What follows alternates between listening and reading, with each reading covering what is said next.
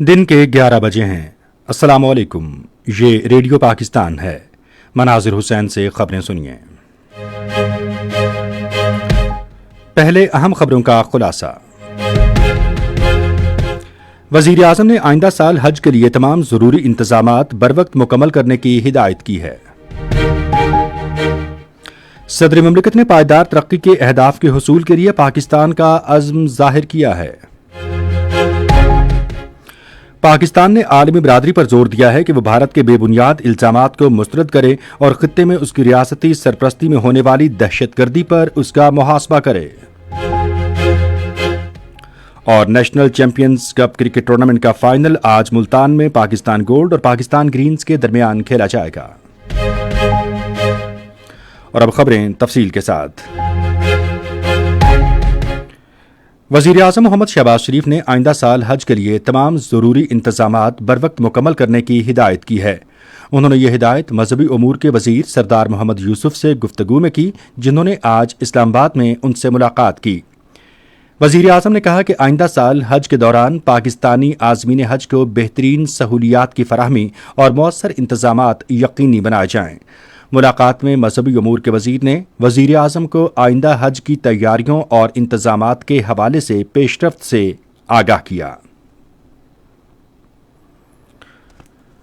صدر آصف علی زرداری نے پائیدار ترقی کے اہداف کے حصول کے لیے پاکستان کا عزم ظاہر کیا ہے۔ انہوں نے رواں برس کی مونسون شجرکاری مہم کے موقع پر اپنے پیغام میں کہا کہ وفاق اور صوبائی حکومتیں جنگلات کے تحفظ، ماحولیاتی نظام کی بحالی اور زمین کے پائیدار انتظام کے استحکام کے لیے کام کر رہی ہیں۔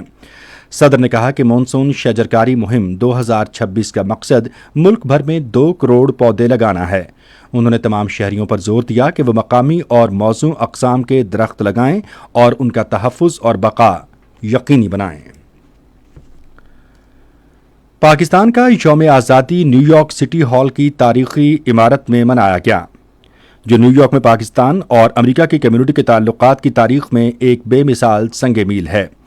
اس تقریب کا انعقاد نیو یارک سٹی کونسل کی اسپیکر جولی مینن اور کونسل کی رکن لنڈا لی نے امریکن پاکستانی ایڈوکیسی گروپ کے اشتراک سے کیا۔ نیو یارک میں پاکستان کے قونصل جنرل عامر احمد اتوزئی نے تقریب سے خطاب کرتے ہوئے اسے پاکستانی امریکی کمیونٹی کے لیے قابل افتخار اور یادگار قرار دیا۔ اسپیکر جولی مینن نے نیو یارک کی ترقی اور خوشحالی میں پاکستانی اور امریکی کمیونٹی کی قیمتی خدمات اور پاکستان اور امریکہ دونوں کے ساتھ اس کی مضبوط وابستگی کو سراہا۔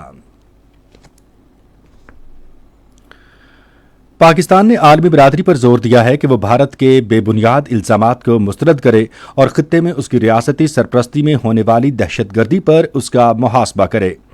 بھارتی وزیر داخلہ کی جانب سے بھارت میں بعض افراد کی گرفتاریوں کو پاکستان سے جوڑنے کی کوشش پر ذرائع ابلاغ کے سوالات کے جواب میں ترجمان دفتر خارجہ طاہر اندرابی نے کہا کہ اس طرح کا پروپیگنڈا پاکستان کے خلاف بھارت کی بدنیتی پر مبنی مہم کا ایک اور مظاہرہ ہے، جس کا مقصد بھارت کو درپیش داخلی سلامتی کے مسائل سے توجہ ہٹانا اور معمولی اندرونی سیاسی مفادات کے حصول کے لیے پاکستان پر الزام تراشی کرنا ہے۔ انہوں نے کہا کہ بھارت ایک جابر ریاست ہے جہاں اقلیتوں پر وحشیانہ مظالم اور اختلاف رائے کو دبانا معمول ہے، اور وہ بیرون ملک دہشت گردی کے پھیلاؤ اور دہشت گردوں کی مجرمانہ سرپرستی میں ملوث ہے۔ ترجمان دفتر خارجہ نے کہا کہ بھارت بے بنیاد الزامات کے ذریعے اپنی سرپرستی میں ہونے والی دہشت گردی، ٹارگٹ کلنگ اور بیرون ملک تخریبی کارروائیوں سے عالمی برادری کی توجہ ہٹا نہیں سکتا۔ افغان طالبان رجیم کے 5 سالہ دور اقتدار کے خلاف کئی ممالک کے 24 شہروں میں مظاہرے کیے گئے۔ کئی شہروں میں افغان باشندے سڑکوں پر نکل آئے اور طالبان کے خلاف نعرے بازی کی، جبکہ احتجاجی کیمپ، پٹیشن مہم اور بھوک ہڑتال بھی کی گئی۔